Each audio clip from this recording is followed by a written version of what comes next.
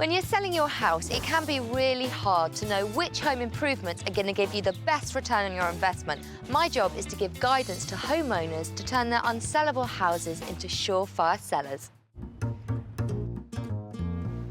At $279,000, this modest home in a family-friendly neighbourhood has 2 bedrooms, a separate dining room, a garage in the back, and is 960 square feet.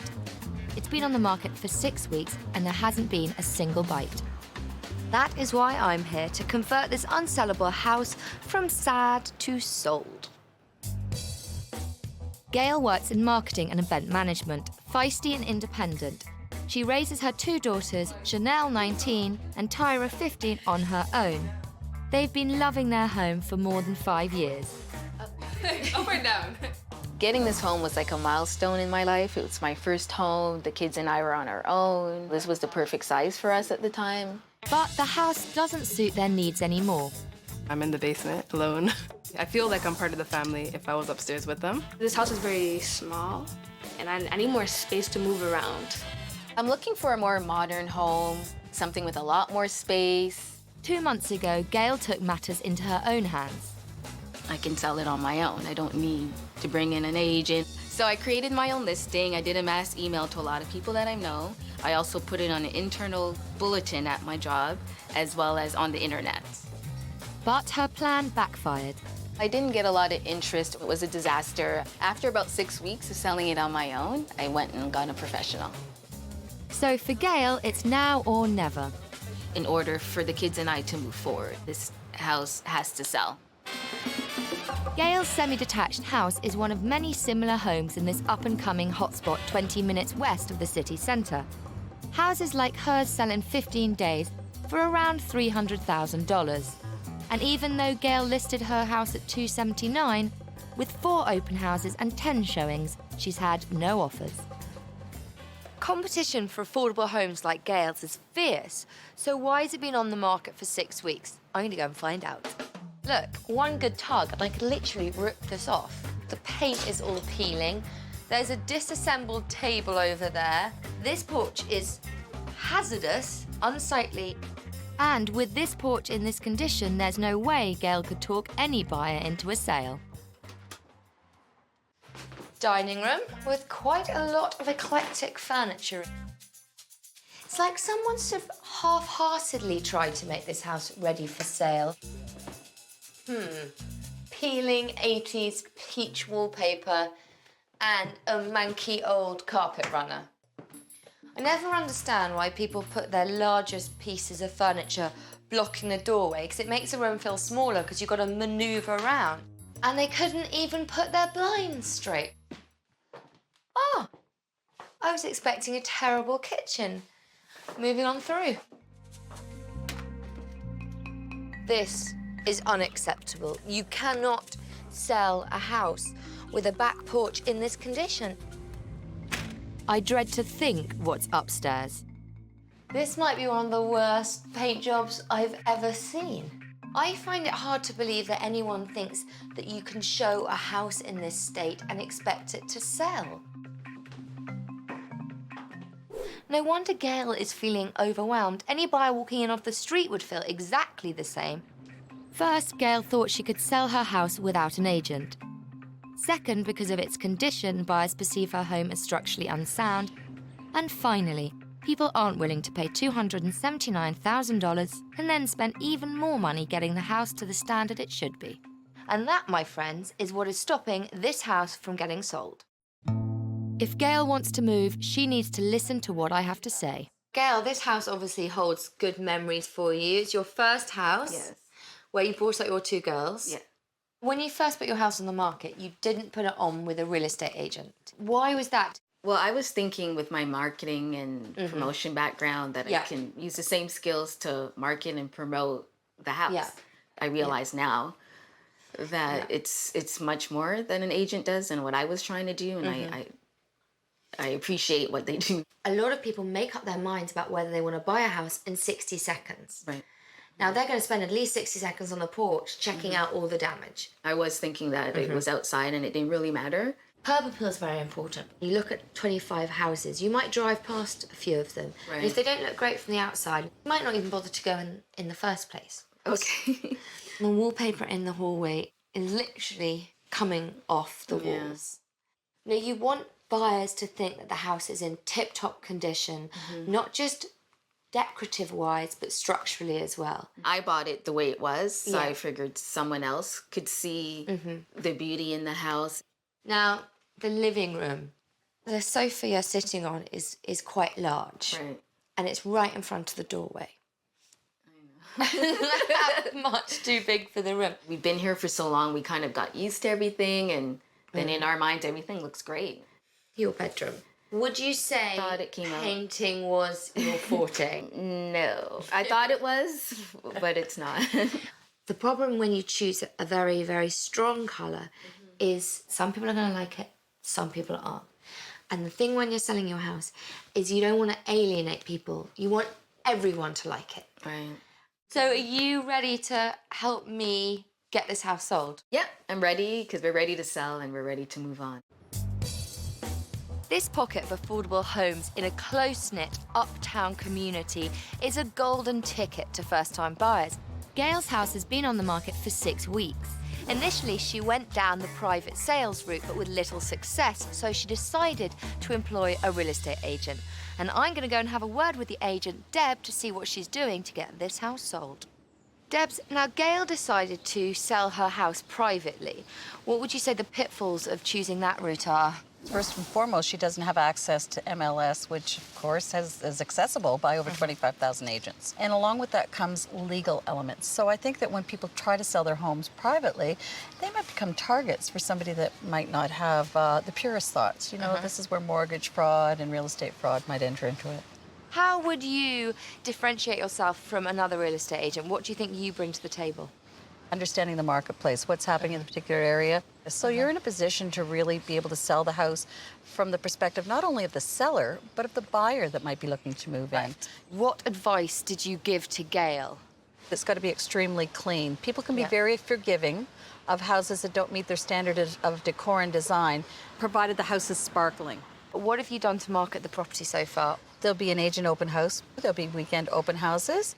I have a database of over 1,000 people that I send out a print piece to. I also get on the phone and I call a lot of the local offices, make them aware that I'm sending through something to them to create an awareness at their office meetings.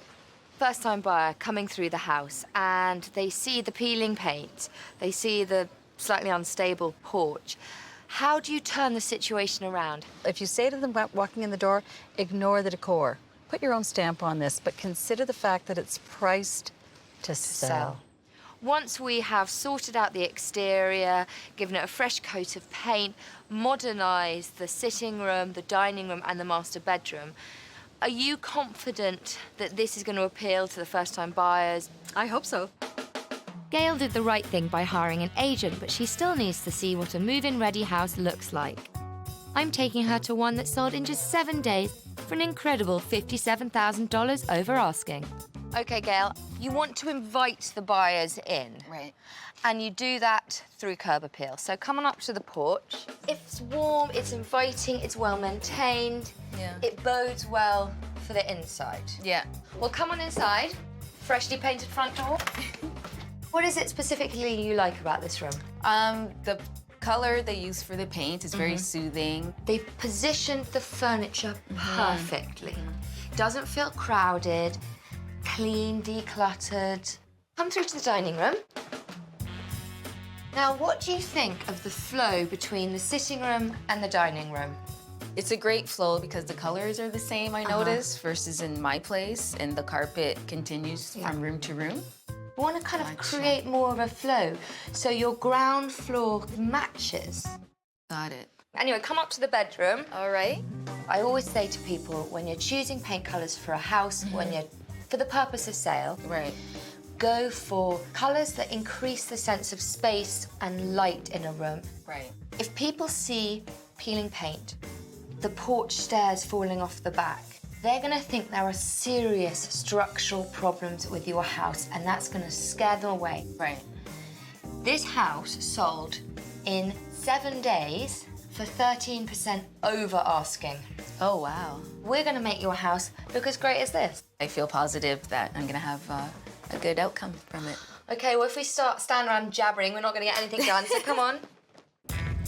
Our general contractor, Anthony Sayers, is here to get Gail's house in tip-top condition. Now, Gail, this house has got me a bit worried because there is a lot of remedial work to do. Because remember what I said about curb appeal, people doing drive-bys and not necessarily coming in the house if it doesn't look in tip-top condition. And this porch does not scream by me. We're gonna resand the front porch and repaint it. Okay. We're gonna leave the wallpaper in the family room, sitting room, and we're gonna make it work with the furniture we choose. We're gonna have a nice retro feel to it. We need to just repaint the whole stairwell and then re-carpet the stairs. The next is the master bedroom. We wanna put a brighter, more neutral color in there, and they'll be able to see that it's a good, well-finished paint job. So are you ready to get a paintbrush out? I'm ready. Homeowners don't notice clutter hiding the best features of a home, but buyers do. Remove or store large items. People need to focus on the house, not on your furniture. Don't let a potential sale be ruined because of a dodgy booby trap. So think safety. Hazardous construction should be fixed or torn down. Knowing what buyers want is key to selling your home. This price point attracts first-time buyers who don't part with their money easily. Poor upkeep results in no offers. Even though the changes have barely begun, Gail knows there's a light at the end of the tunnel. This whole process of making the changes to the house in order for me to sell is definitely an eye-opener, and I've learned a lot from it. Gail's house has been on the market for 6 weeks. With 4 open houses and 10 showings, her dream to move to a turnkey home has been put on hold. We've only got 3 days before the open house. Improving the staircase will help get a sale. I'm just taking the last of the tacks out of the carpet so I can rip it out. I am so relieved we're getting rid of this carpet. It looks like the new runner is thin enough so Anthony can use a staple gun. You want to staple all the way along here. Make sure it's nice and secure, right? And then afterwards, you would put the nosing back, screw it down. See how it covers the carpet? Covers it and presumably helps hold it in place. Yeah. So I'm just using staples, and I'm gonna then tuck the carpet into each corner and then staple, a lot of staples again, all the way along. And then you repeat all the way down, same thing. And 120 bucks later, you got yourself a brand new staircase. Yeah, it's gonna be pretty nice. To keep one step ahead of the competition, Gail's walls need painting and repairing. Tara, you missed this spot over here. In this up-and-coming area, buyers want to see pride of ownership. So we're fixing Gail's porch. I've already prepared this whole thing. We've got to attach it to the wall there. How do we do that? We're just gonna use these 3-inch wood screws. Right. Toe screw into the top rail into the piece of wood that's been attached to the wall. Did you say toad, as in the frog? I said a toe screw. Toe. It's when you angle the screw, like downwards like that or sideways. How are we going to make this unwobbly? I screw it in at the top and the bottom. Then I'll attach the railing coming up the stairs. Okay. Are you using toe screws there Yes, as well? again, yes. See, I'm learning stuff. Yeah. Careful with my legs, they're not insured. There. How do we neaten this up? Well, we'll just make sure that the screws are countersink into the wood, and then I'll fill them with some wood filler. And then we prime and paint it. And do we have to paint it in any kind of special outdoor paint? Because... Yes, the exterior paint. So is my job here done? Yeah, you've been very helpful. There. First-time buyers or young couples don't really want to have to do a lot of work themselves. You know, they're prepared to do a bit. Right. But if you make the house look a bit more finished, it's not going to scare anyone off. Right. I think you could do with a bit of practice in the painting department. So I might hand you the brush Thank you. come back and inspect in, you know, a little bit. Alrighty. It's a very important step, caulking this baseboard. It seals whatever gaps or cracks that you have so that when you're ready to paint, it will finish off nicely. Get your caulking, take the knife and just cut the tip of it, a 45-degree angle. And what you want to do is you want to test out a bead of caulk so that you make sure that you maintain an even bead as you're going. I don't want the caulking to set up and dry. So I'm just going to be working in 2 to 3 foot sections at a time. You want to pull the gun towards you. So you never want to push it because that will cause the bead to go uneven. You don't want to go too fast because then that will leave gaps. And I like to just use my finger because I find it works better. So I just damp it a little bit and just spread the caulking into the joint. All right, see how nice that is? And then you want to just let it set up for about 24 hours before you go ahead and paint it. With the dirty work almost done, finishing touches are a necessity to attract the discerning buyer.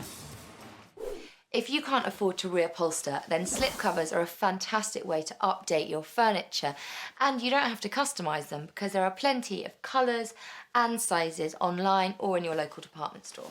If you've got a battered old staircase, a carpet runner like this one could be the answer to your prayers. It's a great problem solver because it spruces up and adds character and colour to what can be a bit of a dead space.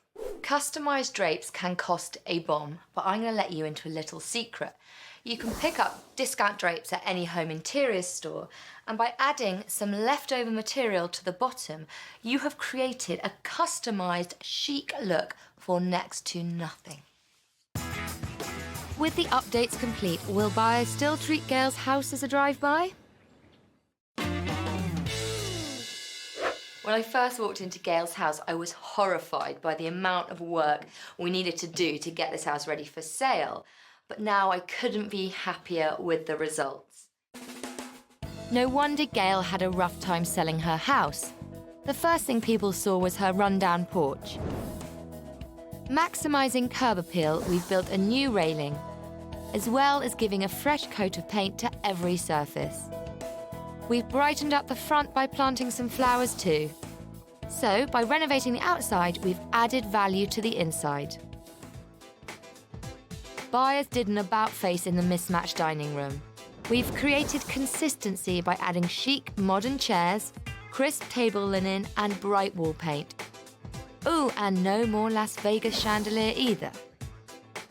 The hallway looked like a lot of work to first-time buyers. With the updated walls and a new carpet, people will no longer mistake this house as a DIY money pit. In the living room, Gail's oversized and badly placed sofas made this room look tiny.